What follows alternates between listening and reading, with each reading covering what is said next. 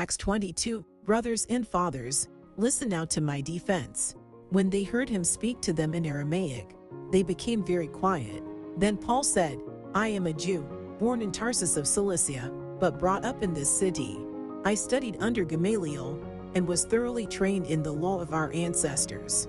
I was just as zealous for God as any of you are today. I persecuted the followers of this way to their death, arresting both men and women and throwing them into prison, as the high priest and all the council can themselves testify. I even obtained letters from them to their associates in Damascus, and went there to bring these people as prisoners to Jerusalem to be punished. About noon, as I came near Damascus, suddenly a bright light from heaven flashed around me. I fell to the ground and heard a voice say to me, Saul, Saul, why do you persecute me? Who are you, Lord? I asked. I am Jesus of Nazareth, whom you are persecuting, he replied. My companions saw the light, but they did not understand the voice of him who was speaking to me. What shall I do, Lord? I asked. Get up, the Lord said, and go into Damascus. There you will be told all that you have been assigned to do. My companions led me by the hand into Damascus, because the brilliance of the light had blinded me. A man named Ananias came to see me. He was a devout observer of the law and highly respected by all the Jews living there. He stood beside me and said, Brother Saul, receive your sight. And at that very moment I was able to see him.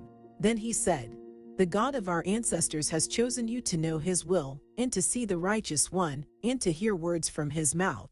You will be his witness to all people of what you have seen and heard. And now what are you waiting for? Get up, be baptized, and wash your sins away, calling on his name. When I returned to Jerusalem and was praying at the temple, I fell into a trance and saw the Lord speaking to me. Quick, he said, leave Jerusalem immediately, because the people here will not accept your testimony about me.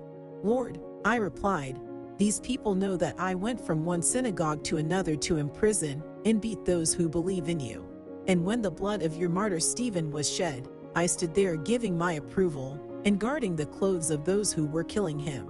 Then the Lord said to me, Go, I will send you far away to the Gentiles. The crowd listened to Paul until he said this. Then they raised their voices and shouted, Rid the earth of him, he's not fit to live.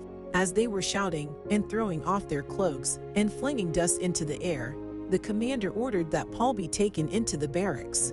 He directed that he be flogged and interrogated in order to find out why the people were shouting at him like this.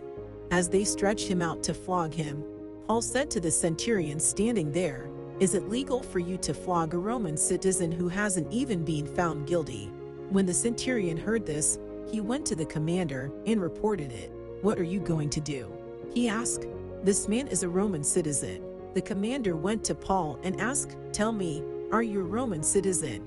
Yes, I am, he answered. Then the commander said, I had to pay a lot of money for my citizenship.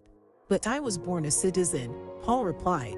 Those who were about to interrogate him withdrew immediately. The commander himself was alarmed when he realized that he had put Paul, a Roman citizen, in chains. The commander wanted to find out exactly why Paul was being accused by the Jews. So the next day he released him and ordered the chief priests and all the members of the Sanhedrin to assemble. Then he brought Paul and had him stand before them.